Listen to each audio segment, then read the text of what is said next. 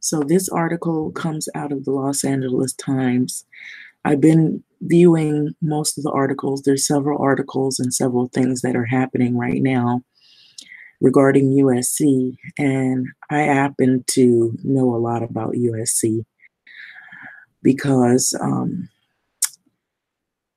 I've seen the students that are there, and they recently changed a lot around USC in terms of redevelopment.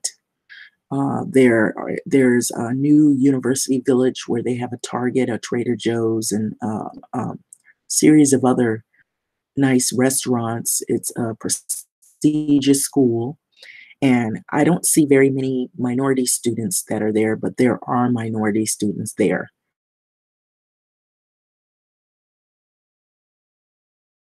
That I know that the school has a lot of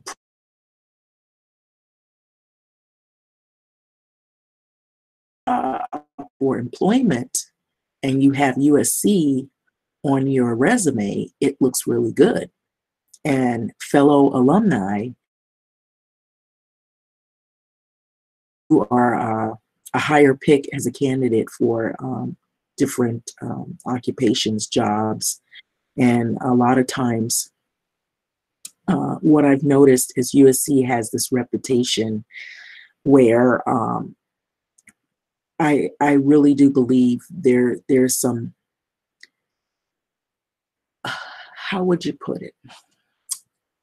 I'm not saying that there aren't students that come from backgrounds that attend USC that may maybe they don't have a whole lot of money, but most of the students, parents, most of them who can afford that school and who pay for their children's tuition and their lodging, usually would be like lawyers, doctors, judges, law enforcement, people who maybe they may even possibly be high-ranking officials as well, entertainers. They come from parents that are in those professions and they can afford those tuitions. If you just look at the tuitions at the school, it's like really expensive. It's extremely expensive. And so I want to take a moment here and just to back up what I'm saying, so that you know that it is not a fake news thing, that about USC, the facts and figures in bold here, 2017, 2018, the academic year. It shows you their undergraduates, their graduate and professionals. It gives the numbers and the totals. So the undergraduates are 19,000 and the graduate and professionals are 26,500, and the totals together is 45,500. So the student demographics is what I was really looking at and aiming at here. The percentage of minorities that attend USC. And so I know my eyes don't lie, and I've seen the students that are there. Not very many Black, not very many Hispanic students, might be a little more Asian and white. And so my eyes weren't lying. So as it goes here in 2016, which it could change a little bit, give or take, but not very often. This is usually what I've seen over a number of years. The Asian percent of students at USC is 16.6%. Black students is 5.7%. Hispanic students is 14.1%. And the majority of white Caucasian is 31.6%. International students that are abroad, like people coming from other countries, it could be East Indian and all the other, is 24.9%. I've seen a lot of foreign students. I've seen a lot of Asian and white students, primarily at USC. There are, like, what you would look at is sprinkles of African American and Latin students. Not The percentage numbers don't lie, so it's not very a high percentage of Black and Hispanic students. And even with the Asian students, you see Asian students, but a lot of times it looks like some of the students come from other countries, and they're just here for the education, or they come from other states and they're here for the education. And the surrounding neighborhood caters to the students. That's why I believe when they finally completed the redevelopment village, it's like and it's us, but it's very, you know, uh, convenient because it's close to the schools, to the dormitories, and then some of the outside, the housing. There's certain streets that are just pretty much student housing. They use it as stu housing, and so you'll see like some streets where all the street is just pretty USC students, so they call it University Row. And then there's some frat and sorority houses. There's certain parties that they'll have. There's stores. There's a Ralph's at Vermont and Adams that pretty much it's sort of in line. It has nothing but USC logos on the inside of the store, and a lot of things that are around in the surrounding neighborhood pretty much cater to USC culture and atmosphere. Um, and there's several Starbucks as well that cater to the USC atmosphere. That's why I thought it was alarming when I heard about the incident with the two Black guys that got arrested for just sitting there, because around the USC area, the Starbucks, some of the students will go in with their computers. They don't necessarily have to be buying anything, and they'll go in there and they'll study. And they'll sit with their computers, their laptops. You want to know the latest laptops and computers and things that are out, PCs, just go into a Starbucks near USC, because you'll see some stuff, some computers you've never seen before. They swivel, they tilt, stuff you've never seen. Some of those students are able to afford that, maybe probably the parents.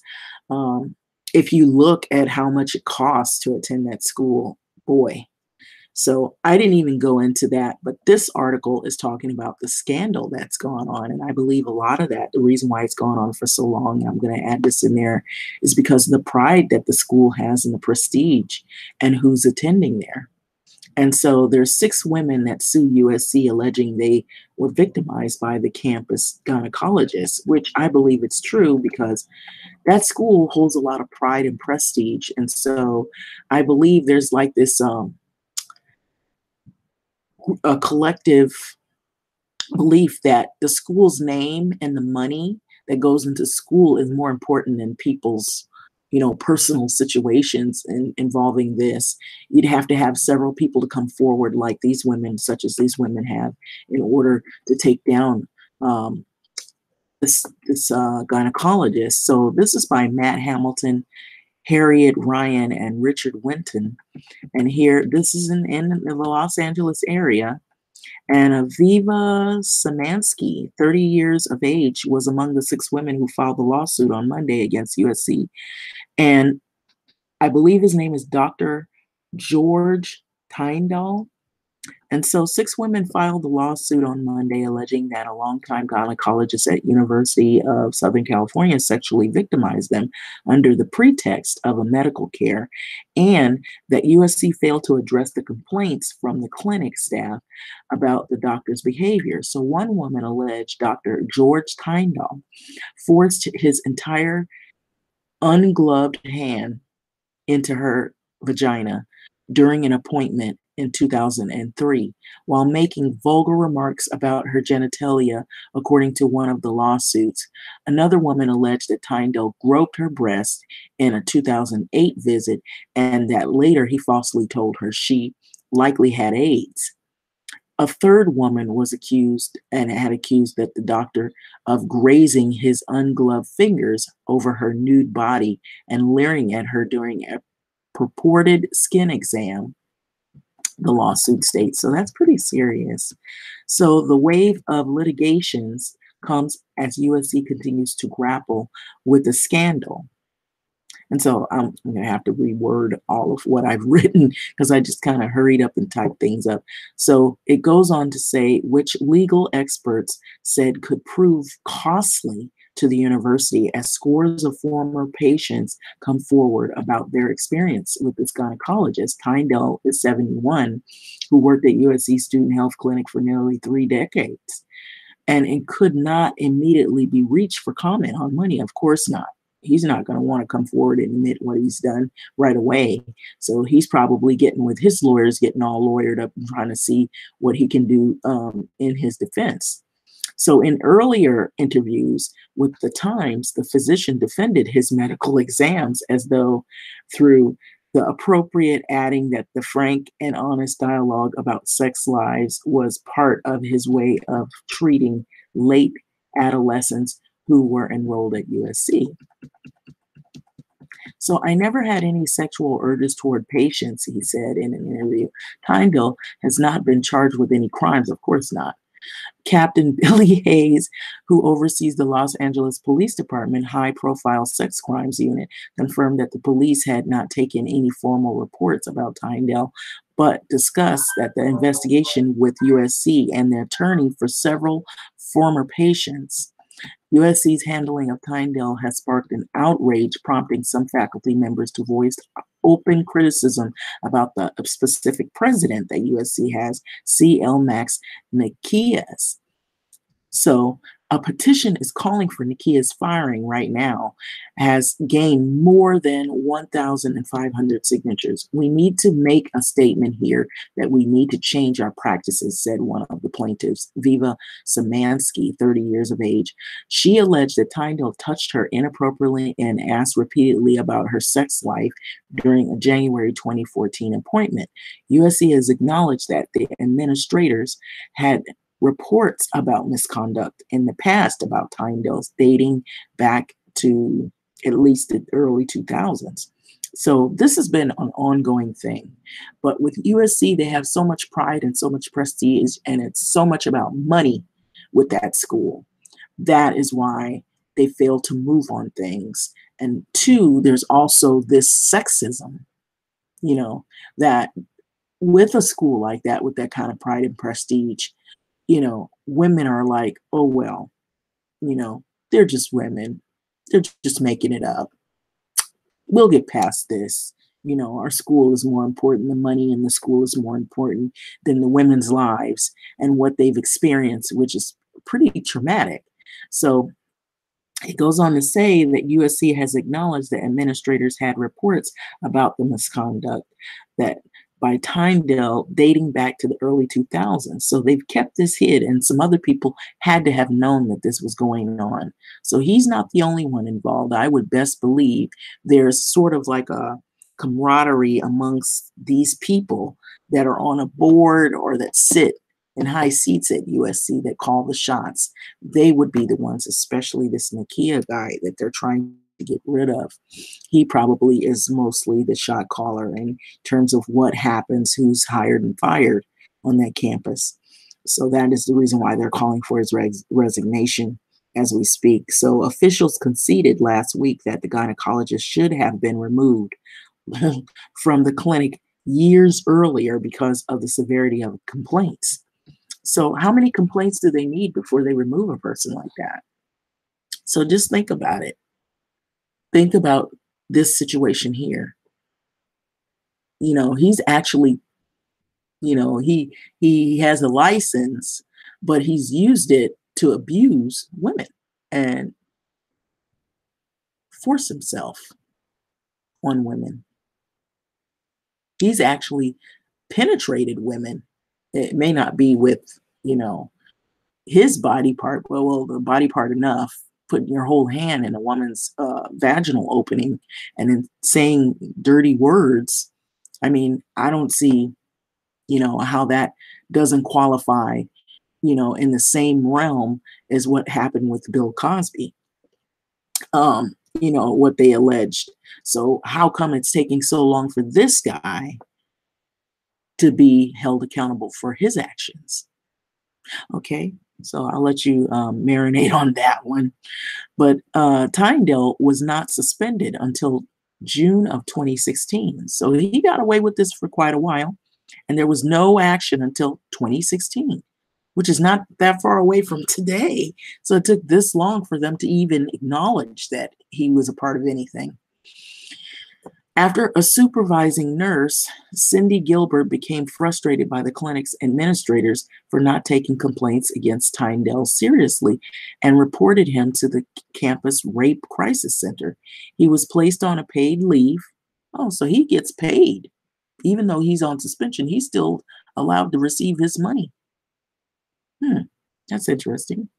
So for nearly 1 year, and he was barred, so he was paid a whole year. So that's like taking a sort of a vacation. You get paid for not even working. You're on suspension, but you're still paid, and nobody's held accountable to the fullest extent. It's just speculation. So I would believe that he figured he was getting away with a lot, and he did. So barred from the clinic while the internal investigation was underway. So they were investigating it. Some of the most serious complaints concern his use of fingers at the start of the pelvic exam. Sounds like penetration to me. Witness told the Times the physician routinely inserted one finger and then a second in the patient after voicing concerns that the speculum might not fit, and commented on their tightness of their vaginal muscles as he probed them. In recent interviews with the Times, Tyndale said his use of fingers had a legitimate medical purpose and said some of his comments to patients were misinterpreted. Really? USC's inquiry determined that the pelvic exams were outside of the scope of accepted medical practice and amounted to sexual harassment of patients. But USC brokered a secret deal that allowed Tyndale to resign with an undisclosed payout. Now that sounds realistic, because they got to clean up everything and clean up the names of people, even though they do these terrible things. And if you are at a school with this much pride and prestige, and it really reflects the white culture, anything a scandal, we got to clean it up, and we got to hurry up and get rid of it and hide it for as long as we can and just let it fly under the radar. So he was not reported to the medical board at that time. Last week, USC also acknowledged that not reporting Tyndale to the medical board was a mistake. It was more than a mistake. That's an understatement. So a belated complaint was filed in March. USC's provost, Michael Quick, issued a letter Monday morning apologizing to Tyndale's patients and rebutting the notion that top administrators chose to ignore complaints by patients and staff. It is true that our system has failed. Oh, really? You're just now discovering that.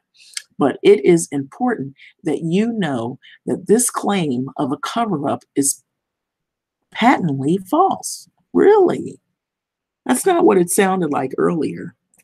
Anytime you have somebody where USC brokered a secret deal and allowed Tyndale to resign with an undisclosed payout, that doesn't sound like it was false.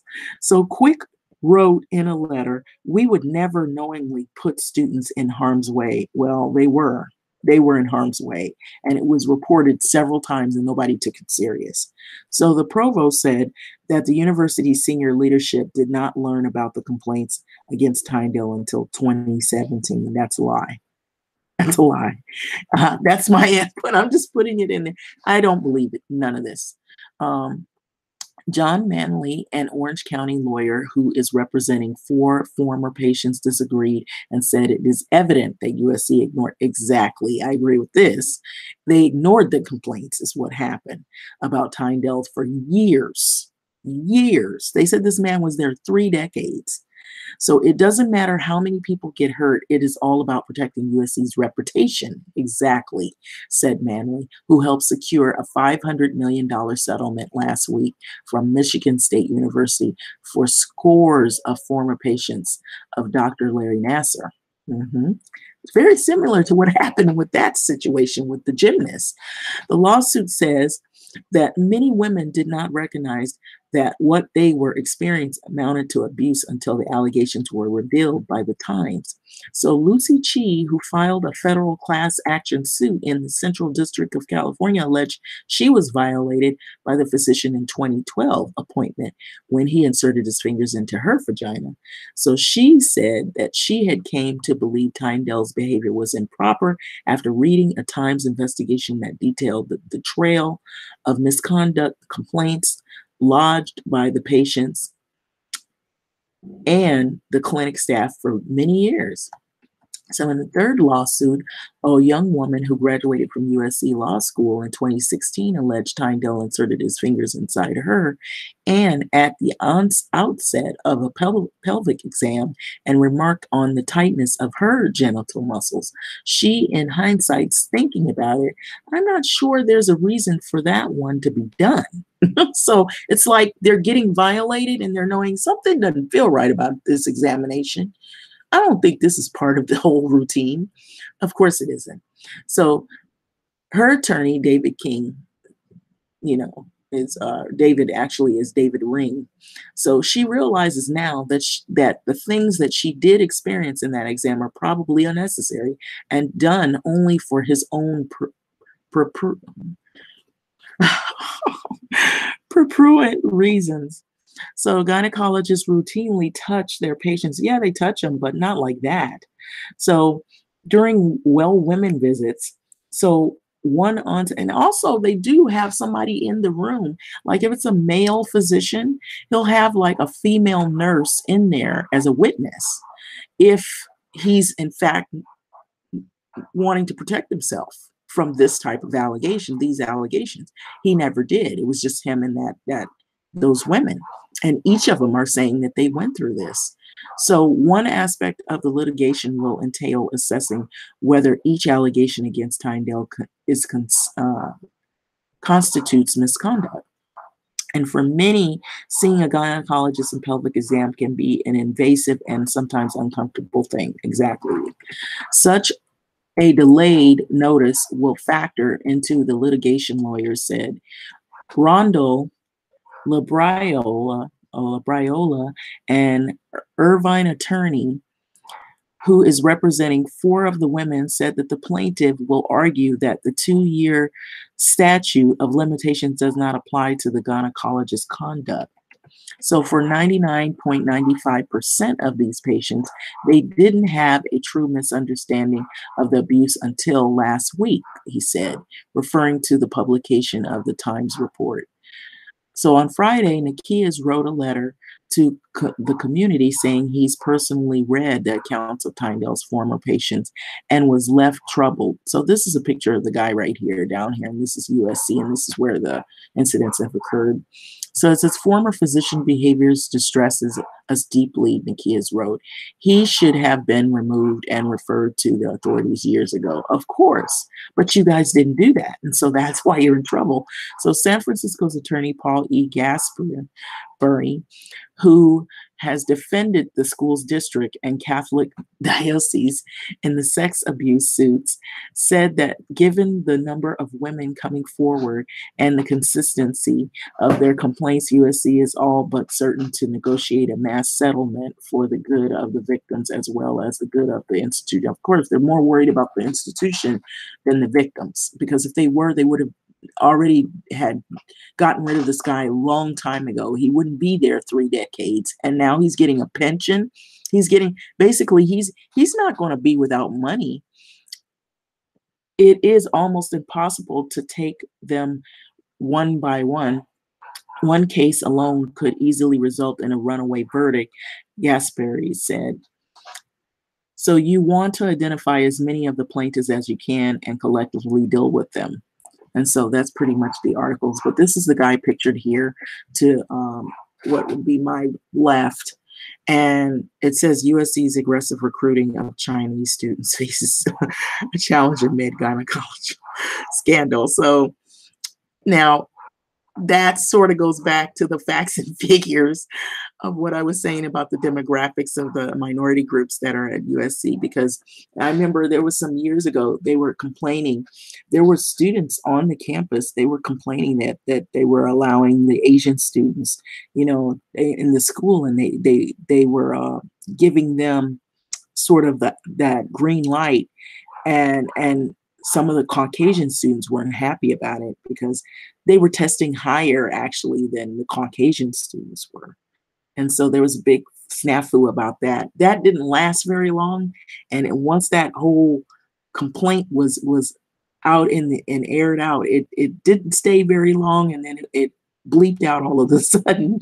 But anyway, um, there, from what I've seen at USC, there is I see a larger number of white students still. That rings true. And there's a lower number of Hispanic and Black students that are there.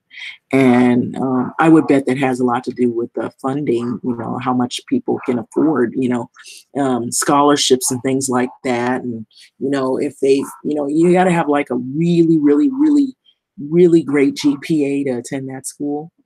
And even with that, the cost is just really, wow, out of this world. But so anyway, with that being said, we'll see how this develops and how this plays out. But that's pretty alarming, but not very surprising to me, because that school holds a lot of prestige and a lot of pride. And I believe too, there's this kind of club thing that's like sacred. It's almost like, if you don't have the money, if you don't have the class, there's like a bit of classism, some money, some prestige, some pride. And also there's that white culture that kind of dominates that school there. Even though you have minority students, but it's not very many, it just rings true. So with that being said, we'll see how this plays out. Like, comment, subscribe, and thanks for listening.